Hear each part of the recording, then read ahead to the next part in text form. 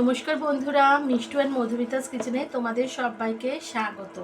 আজ আমি হাজির হয়েছি একটা রেসিপি নিয়ে। সেটা নাম হচ্ছে রেস্টুরেন্ট স্টাইল ডিম কষা।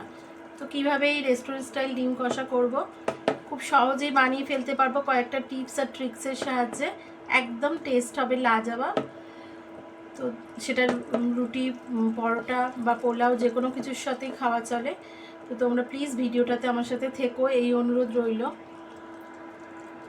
আমি এই রান্নাটার জন্য 4টে ডিম বয়েল করে নিয়েছি। এবার বয়েল করে নিয়ে এটার মধ্যে আমি এরকম হালকা করে এই কাট লাগিয়ে দেব। তাতে কি আমি এর মধ্যে নুন মশলা যেমন খুব ভালো করে ঢুকবে, তেমনি ভাজার সময়ও ওই একটা ফটফট করে ওইটা হবে না। তো এরকমভাবে আমি প্রত্যেকটার সঙ্গেই করব।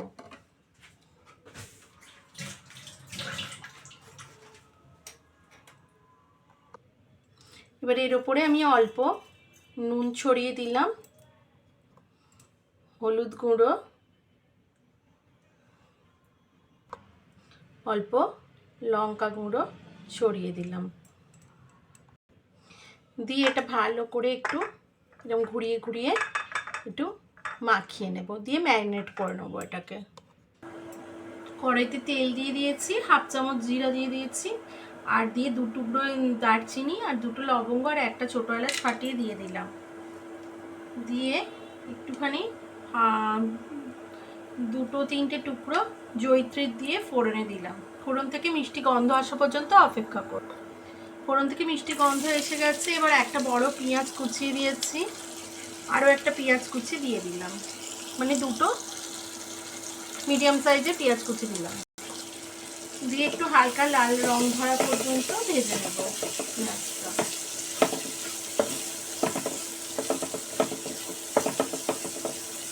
আঁচটা মিডিয়ামে রাখবো, কারণ ফোড়ন বা বাটনা কোনোটাই মশলা পুড়ে না যায়, সেই দিকে খেয়াল রাখতে হবে।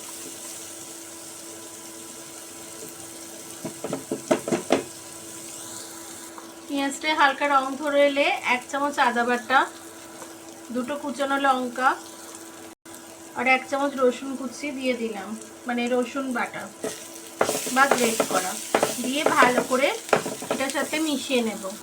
এই মশলা কষাবার সময় ধনেপাতার কুচনো ডাঁটি দিয়ে দেব, খুব ভালো ফ্লেভার আসে। একটা মিডিয়াম সাইজের ক্যাপসিকাম কুচনো দিয়ে দেব। এবার পরিমাণ মতো নুন দিয়ে দেব। টেস্টের ব্যালেন্সের জন্য হাফ চামচ চিনি দিয়ে দেবো। দিয়ে ভালো করে মশলাটার সাথে নেড়ে নেব, একটু ভাজা ভাজা করে নেব। একটু ভাজা ভাজা হয়ে গেলে 2টো টমেটো বেটে রেখেছি দিয়ে দেব। দিয়ে টমেটোটা খুব ভালো করে এর সাথে কষিয়ে কাঁচা গন্ধ না যাওয়া পর্যন্ত কষিয়ে নেব। এবার ততক্ষণ কষানো হচ্ছে, একটা বাটিতে 1 চামচ জিরে গুঁড়ো, 1 চামচ ধনে গুঁড়ো, হাফ চামচ লঙ্কা গুঁড়ো, হাফ চামচ হলুদ গুঁড়ো, একটু অল্প জল দিয়ে এটা মিশিয়ে গুলিয়ে রাখতে হবে। তাহলে কি আমাদের এই মশলাটা আগে বানিয়ে একটু সময় পর্যন্ত গুলিয়ে রাখলাম। টমেটো সমস্ত মশলার সাথে কষানো হয়ে গেছে, তেল ছেড়ে দিয়েছে। ঠিক এই সময় মশলাটা আমি দিয়ে দেবো, যে মশলাগুলো গুলিয়ে রেখেছিলাম জলের মধ্যে, সেটা আমি দিয়ে ভালো করে মিশিয়ে নেব। আমি একটা প্যান বসিয়েছি, আবার একটা, তাতে খানিকটা তেল দিয়ে দিয়েছি, 1 টেবিল স্পুন মতো। এবার তেলটা গরম হয়ে গেছে, দিয়ে আমি ডিমগুলোকে ভেজে নেব।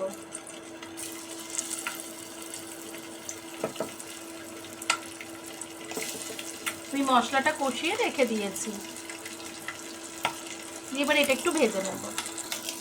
আমি মশলা মাখানো ডিমগুলো ভেজে নিয়েছি, এরকম রং ধরা পর্যন্ত। তোমরা আরও কড়া করে ভাজতে পারো, আমি এরকম ধরনের এতটাই ভাজবো। দেখো সব দিকেই রং লেগে গেছে, মানে ভাজার একটা হয়ে গেছে, বেশি ভাজবো না।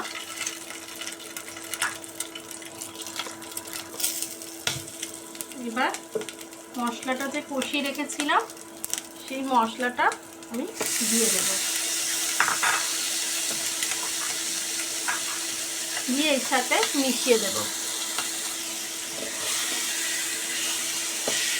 এবার উষ্ণ গরম জল আমি দিয়ে দেবো পরিমাণ মতো।